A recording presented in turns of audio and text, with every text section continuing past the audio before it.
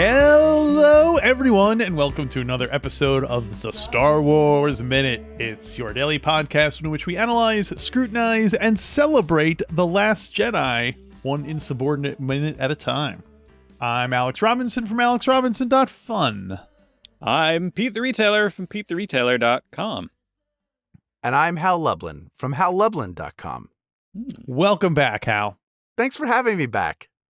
We're talking about minute 87 of The Last Jedi today, you guys. Talking about minute 87, in which it starts off with DJ revealing that the Libertine owner sells weapons to bad guys and the good. And it ends a minute later with Poe hollering at Holdo to tell us that we have a blank.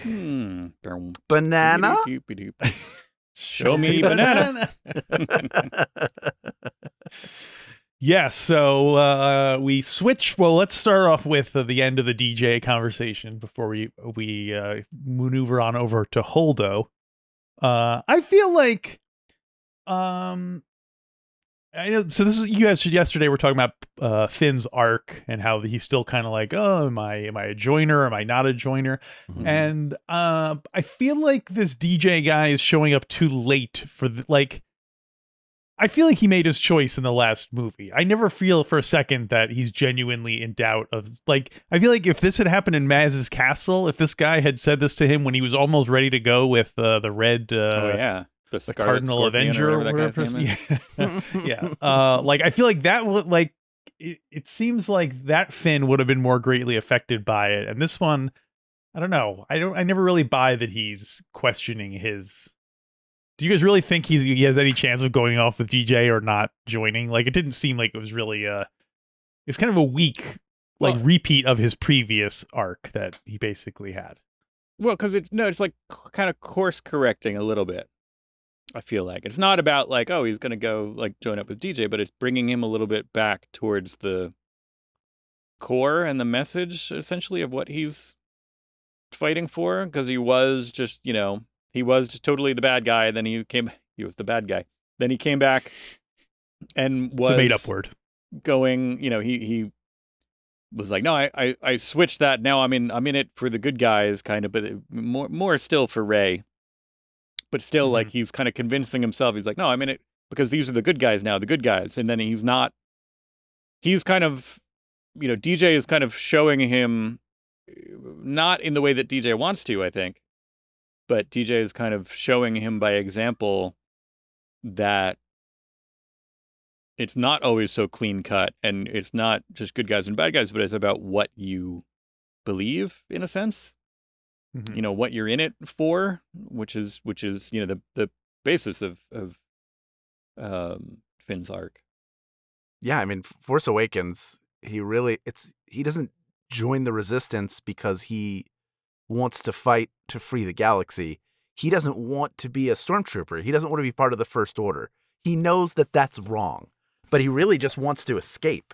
If it had been a smuggler that he freed in Force Awakens, anybody to get him out of that situation, he might have become a smuggler just for the sake of himself. And then he falls in love with Rey, and really all he wants to do is get Rey away from that situation. He's not thinking about if he was really in the Resistance, he wouldn't have left the ship. He is trying to abandon everybody. But he left the ship. He's fulfilling the plan, which is to help the Resistance. It's not like he just left the ship and then it's like, ooh, I'm glad I'm out of that situation. And then kind of just he's still serving with the Resistance at that point. So he is, but it's more because what he needs to do and what they need done align. Right. Mm-hmm. He's not doing it because I believe that we need to restore the Republic to what it was and get rid of the First Order. It's Rey's got to be safe, and this is going to be the way to do it. If we can stop that ship, then Rey will be safe. Stop that ship. There's some nobility there, but he's not. I think he still has one foot. He has one foot in what's best for him, and one foot in what's best for Rey. Right. And Rey is in the Resistance, so the Resistance is important. That he's not fully joined. So when DJ says, "Here's my piece of advice: don't join," he still hasn't really joined it. Rose is someone who's in it to be in the resistance, even if she's coming from a damaged place because she's working through trauma, and it's just driven her further into what she believes. Right. So I think he is a member of the resistance by the end. Right. That's sort of where he's like learning what it means to make that choice. Each of the characters has to learn something. Right. So Yeah, and he's not just. Yeah, he's basically just aligned with that team, but not necessarily what it stands for yet. Right. He's a resistance in name only. Well, here's something I learned while researching today's episode. I was like, "What's this DJ guy?" I'm sure What's his deal? There's been some explanation as to what his backstory is and everything, and Sure. Went to the Wikipedia, Mhm. and there's a lot about his adventures on Canto Bight prior to being arrested, but not much prior to him arriving on Canto Bight. But I did learn that, in fact, disc jockeys exist in the Star Wars universe. It was it said DJ for the occupation, click here. And I was like, well, I got to see that. And according to the Star Wars Wikipedia, a DJ is a sentient whose occupation was to play recorded dance music at a club or party. And sometimes specialized droids could do it. Not Well, like Rex in Rex. Galaxy's Edge. He's yeah. I tour think guide that's what, reprogrammed into being a disc jockey, right? I think that is the example of that they cite in the Now, is he the only one? Are there more? It's him Tell and me more. Benicio del Toro. They're the only ones. Right. Yeah, the only DJs in the galaxy. They're going to go on tour together. Yeah. Now, it is weird that they're called disc jockeys because I assume that they are. Do they have discs that they actually? Mm. You know what I mean? Like, do discs exist in the Star Wars universe?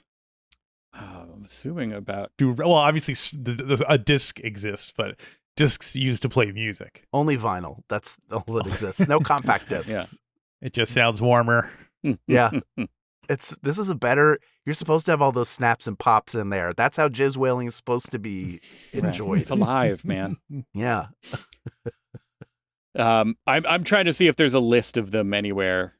Anything that I see, there's. Who would you be most surprised of all the characters in Star Wars to have moonlighted as a DJ or to currently be moonlighting as a DJ? Most at whatever time. Most surprised. Yeah. Like if Dex Jetster was like a weekend DJ. I think Dexter would be an awesome DJ because he's got 4 arms, so he could do 4 turntables at the same time. But he's kind of like old and grumpy. He might just play like the Eagles and stuff. Like, he'd be like the Space Eagles. Right. Who would I be the most surprised would be somebody like somebody who wouldn't be like Tarkin. You know what I mean? Like you can't even picture. Yeah. Although I could picture Revenge of the Sith era Tarkin doing it. I can picture that with all the prosthetics on his face. Right. I feel like it would be the older that would be like he like I finally have time for me, and then that's what he gets into. Right. But like hard techno, like super totally. hard techno. Nothing you would ever expect him to play. Right. Totally. Drop the needle. Trying to do my Tarkin. Maybe Grand Moff is like like Grandmaster Flash. It's like Grand Moff Grandmaster Tarkin. GM Tark's on the 1s and 2s. He's gonna be here all weekend long, Tatooine. Dropping the foul stench. Yeah. The foul stench of GM Tarkin. I would listen to that show. I think it would be good if he was on the radio. Yeah. I think I'd like to see Ponda Baba, but post getting his arm cut off. Oh. Would he get it replaced with some kind of like bionic thing that makes it easier to DJ? Like, no, that's what the draw would be. Like we make mechanical arms, and he turned one down, and now he's the fastest DJ in this quadrant. You wouldn't believe the whole system comes to watch him even more than what he's playing. Doesn't even matter. He's like Rich Allen. Yeah. Couldn't tell you a single song. Um, I'm surprised that all DJs aren't droids.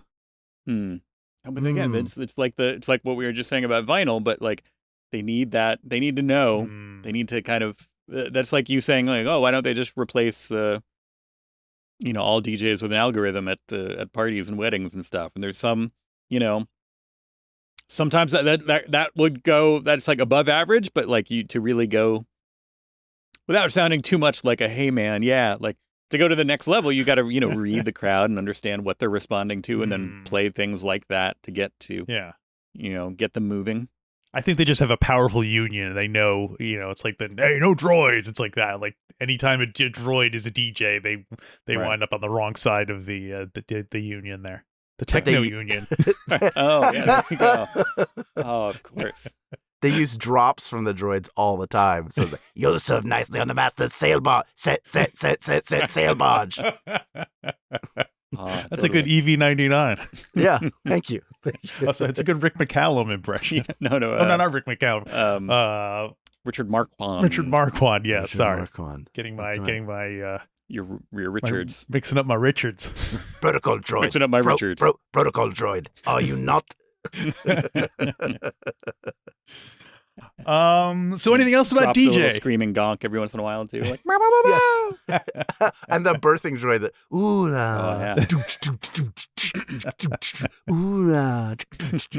Sorry, that's all I can think about now. That's for later in the night. That's for when it gets chill and he's doing like trance kind of like chill wave stuff. It's just like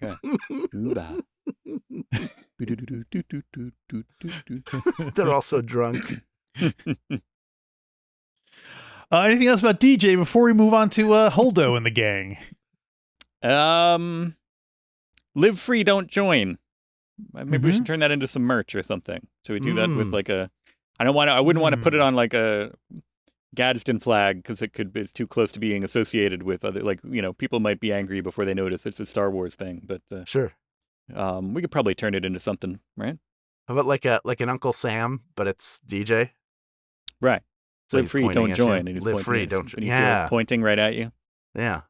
Oh, I thought his hand would be forward, scratching the record. Oh yeah, and he's working he's got the thing where his head's cocked because he's got the headphones on one ear.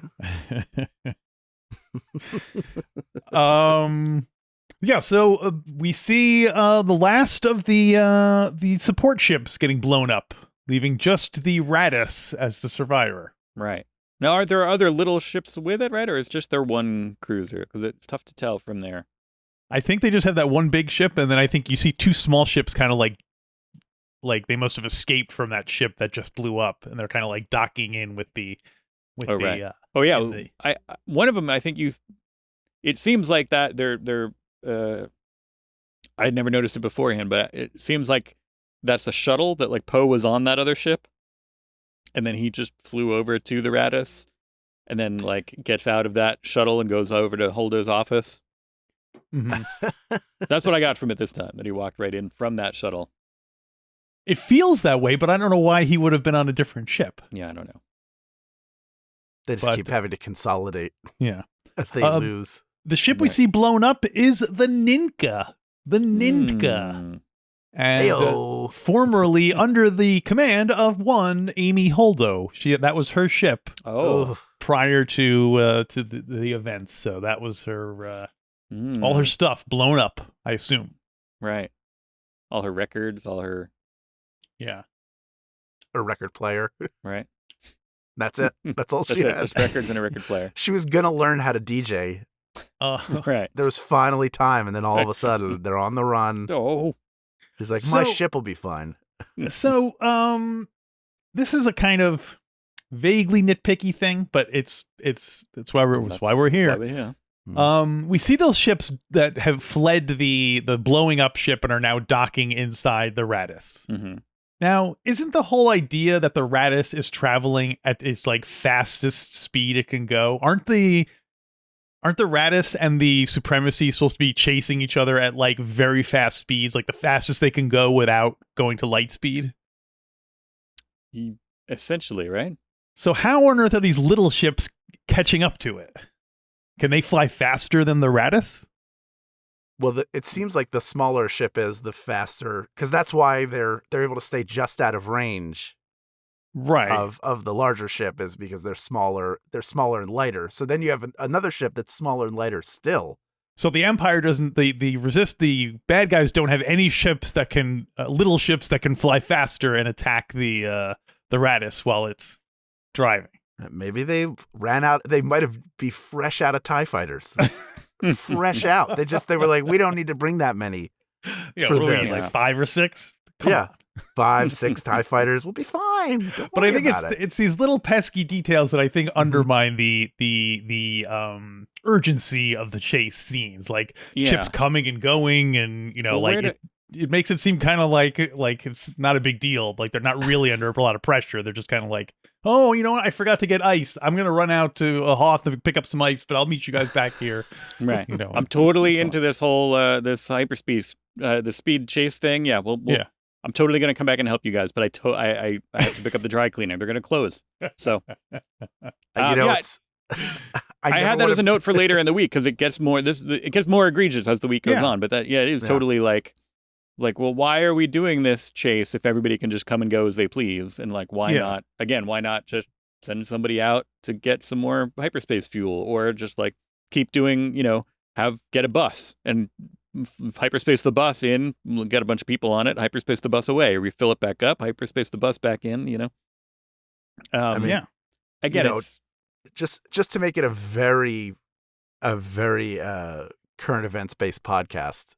I think of it sort of like OJ. Like if OJ had run out of gas, he could have pulled over to get fuel, but they were going as fast as he was. Like, as somebody's chasing at the same speed, if you stop or if somebody else stops, then they're going to get captured. So if the ship goes and lands on the planet's surface, they can't do that. They're in a situation where they just have to keep running until they can get to somewhere. Yeah. So here's the other thing I think is the smaller ship is like the executive decision refueling, like the Blackbird that can fly under the 747 and attach the tube to it so Steven Seagal can get everybody on the plane. Yeah. We've all seen Executive Decision, right? We're We'll all say big that Kurt we have. Russell fans. You've never seen Executive Decision? Not that I'm aware of. Well, you're going to come on my podcast, Executive Decision Minute, where I make you watch the whole movie and we don't record it. We just watch Executive Decision. Just to bring it back for a second, can we shorten up Executive Decision Minute to EDM? DJ Tarkin. Master Selbage. Yes. No, I don't think I have seen Executive Decision Minute, but I get what you're talking about. I've seen that that kind of thing where the Strangelove does it too. Yeah, exactly. It's the refueling ship that can sort of catch up. Maybe I wonder if they all are supposed to, like, all right, if we're going to have a resistance, we got to make sure all of our ships can fly at exactly the same speed. Because there aren't a lot of us and we're going to have to go somewhere at some point. Yeah, so to use your OJ analogy, this is like during the OJ chase scene, if another car had suddenly come in and got next to OJ's car and then drove away, and all these cars were coming and going and joining the chase and peeling away, and the cops are just like somebody else pulled up like in a motorcycle with a sidecar, and Al Cowlings got out into the sidecar, and then they went and got coffee, and then came back and met back up with OJ's Bronco, and they got back in. Exactly. Right. Okay, that's a good point. I would like to see that. We need that, like, what is it, a Taiwanese computer graphics thing that does like those news simulations? Oh yes, we need that. We need to throw them these hypothetical historical things. I think, hear me out, I think a great idea to get people interested in current events would be to take current events and have them recreated in a Star Wars context. You know what I mean? Like, don't understand what's going on with Israel and Palestine? Let's put it in Star Wars terms for you. And then and then basically then people will be like, oh, now I understand. And, they're like the Ewoks, or whatever. So you're kind of describing Star Trek in its original run. Oh, yeah, I guess so. Yeah. That's true. Yeah. What if, we are half black and half white. We are half white and half black. We hate each other. What lesson can we possibly learn? Holdo has some staff members with her. which I took the trouble to look them up. Oh. The guy with the beard. Who's that guy?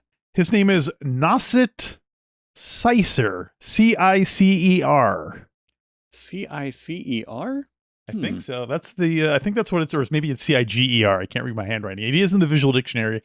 You just want to pop that open and take a look. Played by actor Tim Steed. Tim Steed. Great name. Who has been in a few things. Of course, he was in The Crown. That's this. All the officers this season are in The Crown. He's also in Cruella, which I guess is coming out. And, he was originally on. He was on Peep Show, the comedy show, a ways back. So. Nasset Cicer. And then we also have Gino Namit. Hey, Gino Namit. The fresh-faced young man? Yes, he's the fresh-faced one.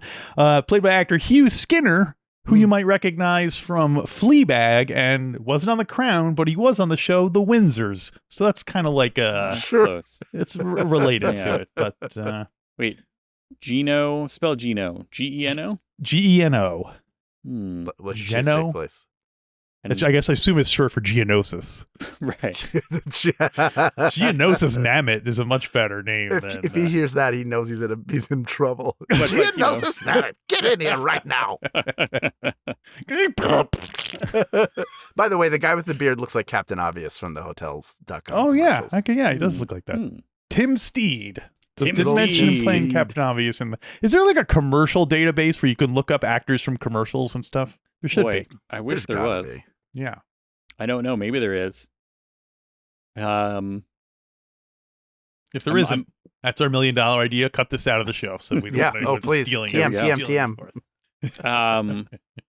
I love the idea of like, because on Earth, a lot of people are just named after cities and countries and other places. So I love the idea of his Geno being short for Geonosis. Or Genesis, if you want to go Star Trek.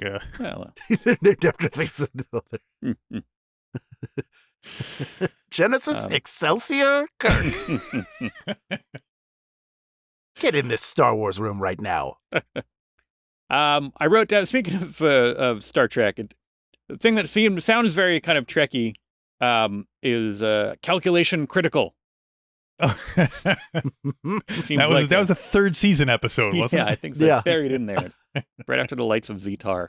The calculation critical sounds like, like a if not a Star Trek episode, then at least some kind of disaster movie or something along those lines. Something that definitely would have been on Channel 9 on a Saturday afternoon.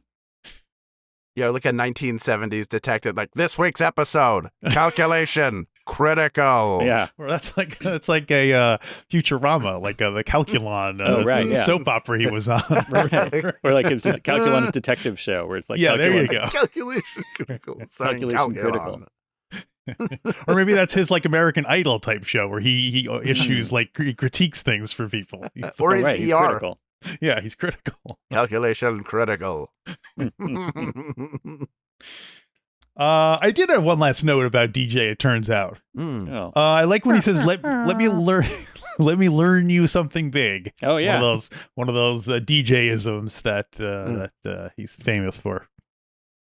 That's again, it's good. Like I said, it's like this kind of noirish, just kind of like, fast talking kind of dialogue that I love it, and I love it most of the time when it's coming from him. And then he mixes it up with goof. Yeah. Yeah. You want the special. You want to do an edit that only takes out all the distracting parts and just keeps the good. One way or the other. Make it all goof. have it be essentially like Jar Jar like running this scenario.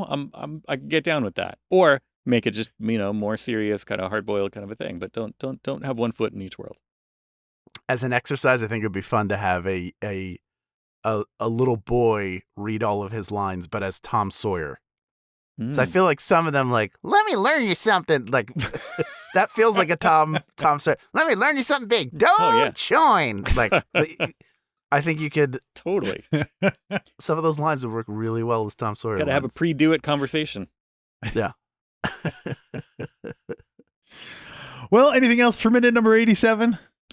Well, my final note kind of continues into tomorrow a little bit, but it's Right. basically that's not how the military works, as far as I can tell. But we can save that as a little cliffhanger. For why don't I think that's the way the military works? We can pick that back up tomorrow. Hal, I have a question for you before we wrap things up. We haven't had you on for a while, but you are a showbiz person. You're involved in this business of show. And it's conceivable that at some point you could be offered a cameo in a Star Wars film. Do you have a preference as to what type of character you'd play? No lines, you just be someone there in the background. But would you want to be an alien? Would you want to you want to see your face on screen? You want to be a robot? No lines. I get no lines. You get no lines. Then you have a big enough part where you could conceivably spend the rest of your life on the convention circuit signing pictures of you dressed up as Bosk's brother or whatever. What about like one or two small lines, maybe, right? So you could be like like a John D or something like that, or like a all right, for you, one line, but don't push it. All right, one line. Yeah. Oh, see what I get you, Hal? But then it becomes more about the line than what type of costume you want to wear. That's more what I'm getting. He's a professional. Yeah, that's true. It does make a difference, because if there's no line, then I want to not have a bunch of makeup on, so that when I'm watching it, I can see, because it's really for me and not for anybody else. At that point, if I'm just showing up, if I have lines, then I want to be an alien. It's like Katana, like something like that. I have like a yelled line, and then that's what I sign when I go on the convention circuit. So you'd be okay with your face being covered up as long as you had something you could say, "That's me," and you could. Like, you see you saying the line, and so that's good enough. When they announced that Ryan was writing and directing this movie, because I already knew him through the Thrilling Adventure Hour, I started DMing him like, when do I show up? Which day do I show up to be in the movie? And he would always go like, we're filming right now. Just come out to this intersection and we'll get you. But yeah, I would do anything Star Wars. I've auditioned for some Star Wars stuff, not for movies. And it's always like, when it comes through, it's always a different project name, and you know what character it is, but it's not that character's name in the sides. And it's always really exciting. Like, anything Star Wars would be a dream come true. We're all roughly the same age. We grew up with Star Wars. Yeah. Like the sheets that are behind you,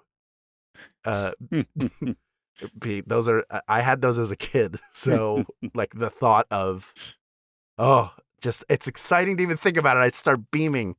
So have you been in one of the movies and then going like, oh, that was the part I auditioned for. Like, I was supposed to be that's mine. That was supposed to be Hal Lublin at that point. No, only Kubert in that Adam Sandler video game movie. That's the only one where I'm like, that could have been me, not Star Wars, unfortunately.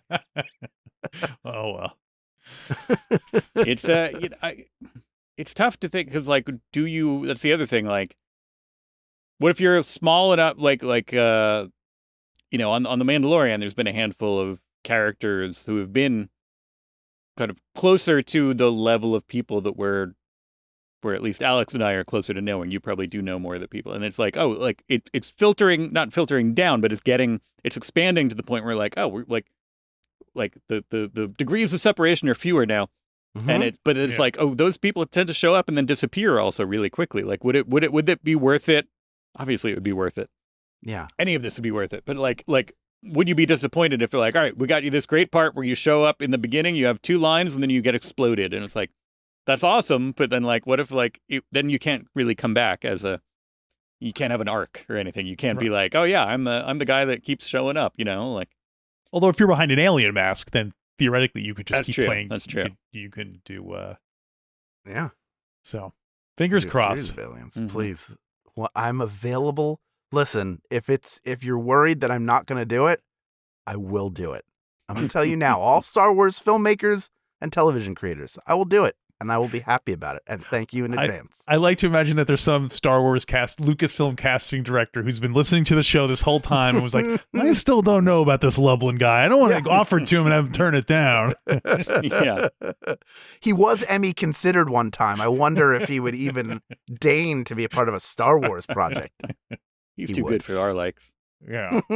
Oh man, then an action figure. Oh, this could be big. We'll see what happens. So. Stop it! I'll murder you through the screen. I'll do it. I'll do it. Well, let's wrap up minute 87 then before things turn violent. Hey, you know what, everyone? We brought up Star Trek today. It's including that episode with the half black, half white face guy. And Pete, I understand over on the ABCD TOS, you just covered that episode. We just covered that last week. It's true. That's there, and I joked about the licensed guitar, and that's the episode I think that came out today. It's ABCD TOS, where we're going alphabetically through all the original series episodes of Star Trek.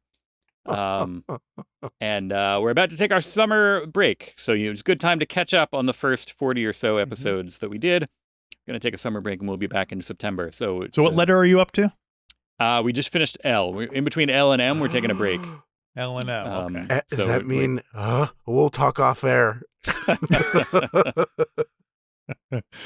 Well, all right then. And I also have a podcast. Once you're done listening to ABCDTOS, check out Godfather Minute, the podcast I do with my brother, similar to this one, except it's only one episode a week, and we go through the entire Godfather. We are about 20 minutes into Godfather 2, so we hope you'll check that out by going to godfatherminute.com. And join us here tomorrow for another episode of Star Wars Minute. Star Wars Minute. Star Wars Minute.